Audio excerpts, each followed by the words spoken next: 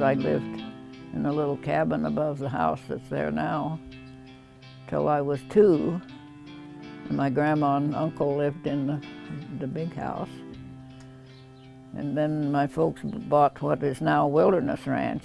You know, we could run the cattle both sides, or then my aunt and uncle lived over the hill from us toward Clear Creek, and we were just like being the whole family. I spent my first 20 years there before I got married the first time.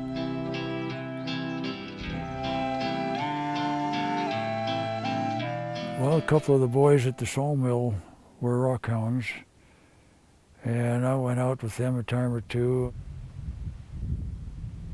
So I joined the gym club and went on field trips with them. Hilda's first husband was the president, and I got to know him, and I was acquainted with Hilda. She was she attended all the meetings because she was the newsletter editor. But her husband died. My wife had died 9 years before. I was a widower for 9 years. But Hilda and one of her girlfriends stayed on active in the gym club. And on one field trip, we were out digging around looking for opal, fire opal, I guess it was at that time. And here comes Hilda with a birthday cake. It happened to be my birthday. Well, I guess that really started things going. Oh yeah, yeah, we went out that day, and usually we had lots of members, you know, but that day it happened it was mostly visitors. So they got the cake and most of it. Was that it for you? She baked you the cake and she had you? You wait till a man's heart is through his stomach.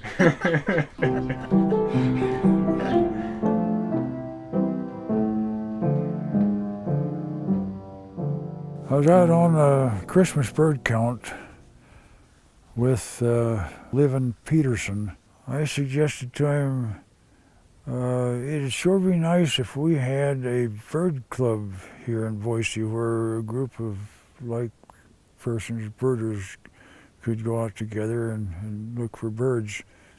A couple of 3 months after that, I got notice that he was holding an organizational meeting at his house. There must have been a dozen people there at this meeting, and we toyed with the idea of getting a Audubon chapter started here in Boise. He did the liaison with National Audubon and got the chapter going, and I think we had a provisional charter for a year, and it just grew from there. That would have been, 3 or 4 years before Hilda and I was married. Well, as I grew up, I knew a few birds like anybody else does, robins and things like that. Mm-hmm. But mainly I got into the bird watching just after we got married. And what kinds of things did you guys do with that group? With the Audubon? Mm-hmm. Oh, we went out on field trips all the time, went to all the meetings, and well, I was bulletin editor for Audubon, I guess it's 10 years probably. I don't know, I was just a kid, maybe 9 years old, and we were living down to where Wilderness Ranch is now. And we came out, there'd been a little kind of a snow skiff go through early in the spring, and this bluebird flew. But that's the first bluebird I'd ever seen. Before he put up those first bluebird boxes, did he talk to you about wanting to do that?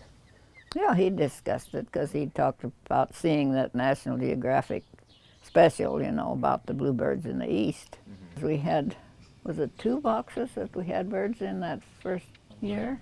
We had a mountain bluebird nest and a western bluebird nest. Yeah, they're right there in the yard. So we just went from there, and every time I could, I went with him.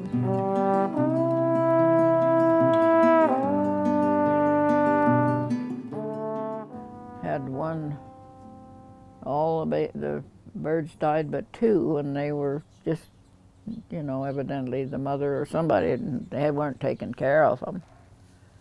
And so we drove, what, mile or two back to put those in another nest that they were the same age, and they already had 6. We put 2 more in there, and they took care of them, and they fledged. That was a full nest.